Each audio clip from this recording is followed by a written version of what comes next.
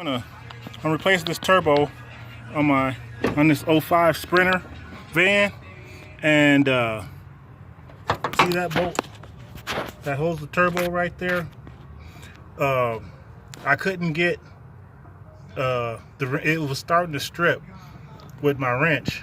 So what I did is I pulled the exhaust manifold off, and I was able to get a socket on that bolt with an extension, and that's how I was able to get that loose. There's another bolt down at the bottom on the bracket.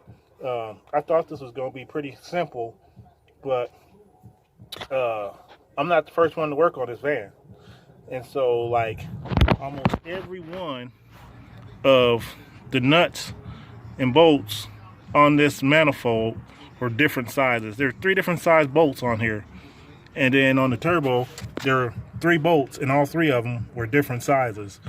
And so I've just been dealing with it, but I'm at the point where I'm getting this last bolt off, and I should be able to get the turbo out, put the manifold back.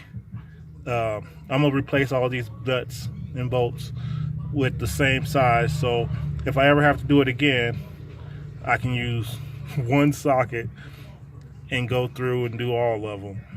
Because there was 4. There was 12, 13, 14. 12, 13, and 14. Okay, 3 on holding the manifold on. And then I had a 10, I had a 12, and I had this reverse Torx on the turbo that's just bolting it to the manifold. And then there was another reverse Torx that was a smaller one down on the bottom. And then there was 14 on the exhaust clamp. And then I believe that was either 12 or 13 on the oiler. So yeah, there's different sizes all over this thing. I got a chance to talk to him, and he said that they had just recently replaced the turbo, but I put a boost gauge on it and it's not getting any boost at all. So I'm believing, and when you work the wastegate, it sticks.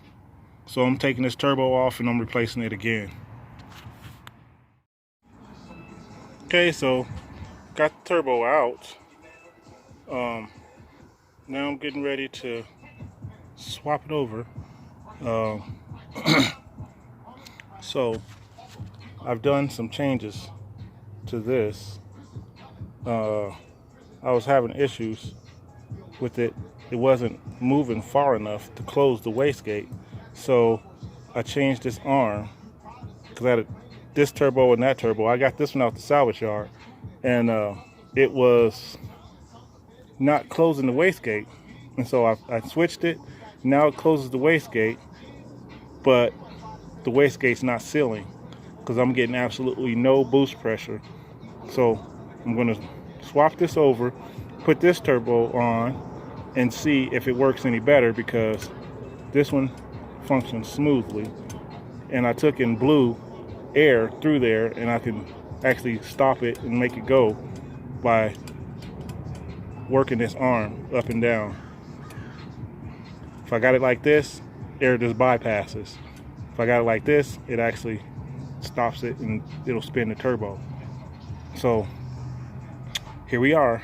Here we go.